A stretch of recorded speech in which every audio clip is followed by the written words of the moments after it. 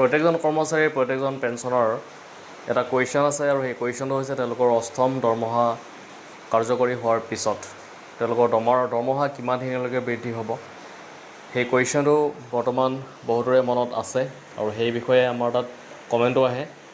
সেই গতিকে আজি ভিডিঅ'টো প্ৰস্তুত কৰা হৈছে আৰু এই ভিডিঅ'টোত আমি জানিবলৈ চেষ্টা কৰিম যে কিমান টকা আচলতে তেওঁলোকৰ দৰমহা বৃদ্ধি হ'ব পাৰে আৰু লগতে কৰ্মচাৰী সংগঠনসমূহে এতিয়া ফেমিলি ইউনিট যি আছিলে সেই ফেমিলি ইউনিটৰ ওপৰতো তেওঁলোকে এটা দাবী উত্থাপন কৰিছে আৰু যিটো দাবী হৈছে যিটো সপ্তম পে' কমিশ্যন আছিলে তাত 3জনীয়া পৰিয়াল বুলি বিবেচনা কৰা হৈছিল আৰু এইবাৰ কিন্তু ইউনিয়নসমূহে কি কৰিছে যে নিৰ্ভৰশীল পিতৃ মাতৃ আৰু শহুৰ শাহুৱেককো অন্তৰ্ভুক্ত কৰি 5জনীয়া সদস্যৰ পৰিয়ালৰ ভিত্তিত দৰমহা কাঠামো তৈয়াৰ কৰাৰ দাবী তেওঁলোকে জনাইছে।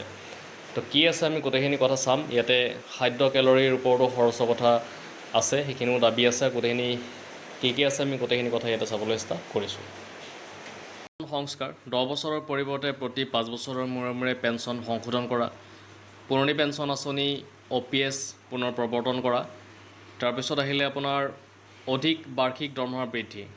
বাৰ্ষিক দৰমহা বৃদ্ধিৰ হাৰ বৰ্তমান যিটো 3% আছে সেইটো 6%লৈকে বৃদ্ধি কৰা, ভাত্তা আৰু কৰ ৰেহাই, চৰকাৰী কৰ্মচাৰীসকলক ব্যক্তিগত কৰ অৰ্থাৎ প্ৰফেশ্যনেল টেক্সৰ পৰা সম্পূৰ্ণ ৰেহাই দিয়া, HRA তথা ট্ৰান্সপৰ্ট এলাউন্স বৃদ্ধি কৰা, তাৰপিছত আহিলে কেৰিয়াৰ উন্নতি, বিভিন্ন কাৰিকৰী আৰু অনা কাৰিকৰী পদসমূহৰ মাজত থকা দৰমহা বৈষম্য দূৰ কৰা আৰু শৰ্তকীয়া পদোন্নতিৰ ব্যৱস্থা কৰা।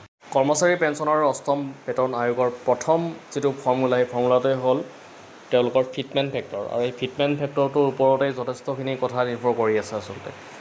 এতিয়া চাওক ফিটমেণ্ট ফেক্টৰে কেনেকৈ কাম কৰিব যে বৰ্তমান অষ্টম দৰমহা কমিশ্যনত ন্যূনতম দৰমহা 18,000 টকা বহু পৰিমাণে বঢ়াবলৈ প্ৰস্তাৱ ৰাখিছে ইউনিয়নসমূহে।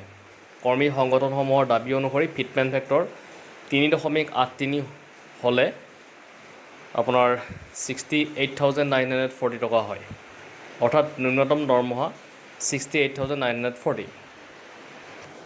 দৰমহা বৃদ্ধিৰ দাবী কিয় কৰিছে যে কৰ্মচাৰী সংগঠনসমূহৰ মতে আকাশলংঘী মুদ্ৰাস্ফীতি আৰু নিত্য প্ৰয়োজনীয় সামগ্ৰীৰ দাম বৃদ্ধিৰ কাৰণে বৰ্তমান দৰমহাৰে জীৱন যাপন কঠিন হৈ পৰিছে।